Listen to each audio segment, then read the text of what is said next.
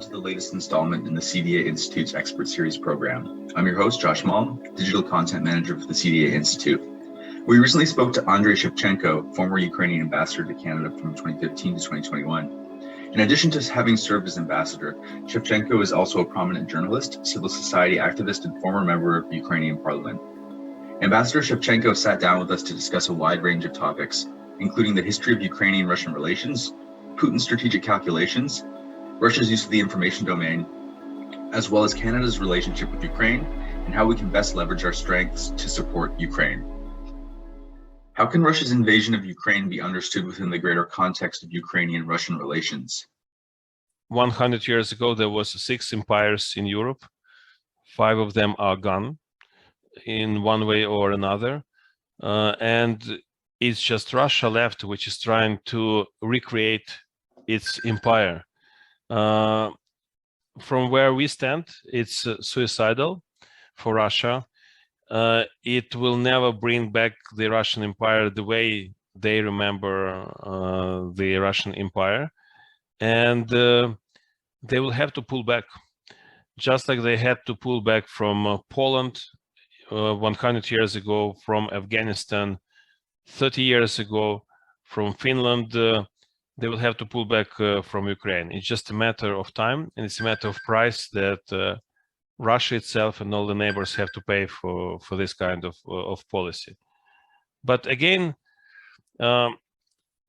Ukraine is essential for the Russian imperialistic project. And it's something much bigger than national pride. It's also a lot about rational planning and thinking. They do need the Ukrainian resources. But there is another very obvious explanation.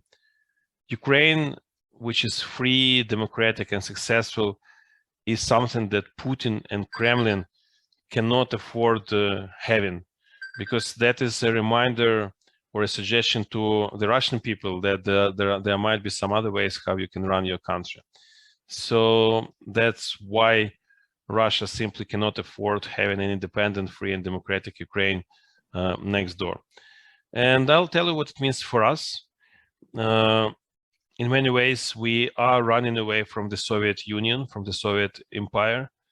And we did that during the Orange Revolution, during the Revolution of Dignity 8 years ago.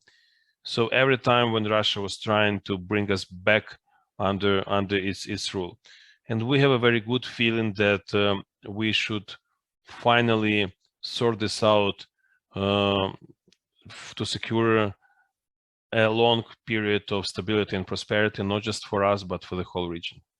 How is Russia leveraging the information domain for influence? What can we learn from the Russian playbook on influencing through mass media to credibly counter false narratives? First, I think the biggest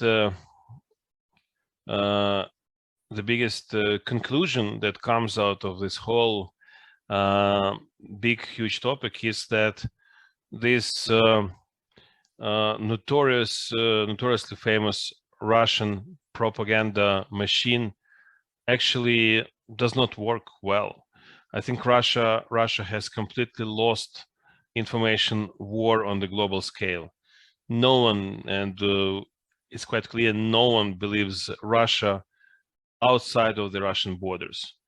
So just like many of us overestimated the strength and the strength of the military power of Russia, I think the same goes for their capacities in terms of fighting a big information war. The only place where the Russian propaganda is really successful, where it succeeds, it's Russia itself.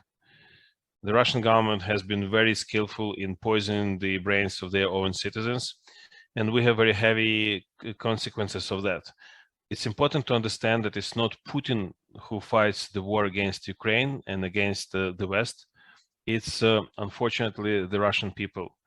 When we look at the polls and see that 87% of the Russian population supports this invasion into Ukraine, another 82 or 83% say that Poland could be next.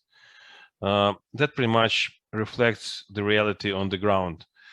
Putin is not the source of the problems we see. In many ways, he is a reflection of the state of the Russian society and definitely the state of the Russian ruling class. That means that this Russian threat will be with us for years to come, for generations to come, even after Putin is gone. So it's a very long-term threat. And that's another reason why it's not a time for half measures. We should take this challenge very seriously in the most strategic way possible. Finally, going back to domestic situation in Russia, this ban on foreign media presence does not change a lot on the ground. Again, the vast majority of the population heavily relies on the official Russian propaganda. So if you live in Saratov or in Chelyabinsk, and if you're obsessed with the official news coming from your TV set and from all the web sources that are still allowed by the Russian government, you wouldn't really care much about what The Economist, the FT, or CBC or CNN has to say from their headquarters in Moscow or in some other place. Our hope is that a day will come when the refrigerator will win over the TV set. We have seen that happening in the late 80s when the Soviet Union collapsed. But I think for now we are too far away from that point, and I would not waste time and energy on trying to educate the Russian public. That will happen in some other ways, but for now, I think it's much more important to do some other strategic actions. I think for us, it's very clear that we have to make sure that we regain control over our territory and we feel safe going forward and planning our destiny. I think it's very important that the Western policy is consistent when it comes to the sanctions and to the other ways to put enough pressure on Russia. And if we look forward, it's very important to make sure that Russia, that we will be united in sanctions against Russia and against Kremlin, even after the victory, even after our victory in this war, even after this war is over. You know, in Ukraine, we are dreaming to have at least one generation who can be raised without a clear, direct, existential threat from Russia. And again, I think some of us might feel disappointed or frustrated that the changes in Russia do not come as quickly as we would like them to see. But I'm sure they will come. When we talk about the sanctions, even those weak sanctions that were introduced after 2014, even they worked quite efficiently. If you look at the numbers in 2013, the GDP in Russia was about $16,000 per capita. In 2020, it went down to $10,000 per capita annually. So we are talking about 40% drop in annual income for every Russian. That's a lot of damage. And I think the direction is very clear, and there are still a lot of things to be done. Russia still has a surplus because of these unconventionally high prices on oil and gas. And we should move forward to make sure that this oil and gas embargo is global. And that's the way to exhaust the Russian war machine and really to create some space for changes inside of the country. I do not expect Putin to make rational decisions. Therefore, he might change his mind, and we should push him in that direction. But I think it would be overestimation to believe that we can find a rational way to change his thinking. It will change. It will happen one day, or Putin will be removed or die or get killed. But again, I strongly believe that it would be too naive to think that it's only Putin that creates the problems and the tension. Unfortunately, what we see right now after we have seen all the war crimes committed by the Russian soldiers, officers, and generals, after we have seen those polls, after we have seen this anti-Western xenophobic hysteria all over Russia, I think we should realize that we are dealing with a much more difficult challenge than just one mad, outrageous individual. Unfortunately, it's much more complicated than that. So even after Putin is gone, even after he changes his strategy, that does not mean that we will immediately get a friendly Russia back on the right track. As a middle power, how can Canada optimize the support and assistance being provided to Ukraine?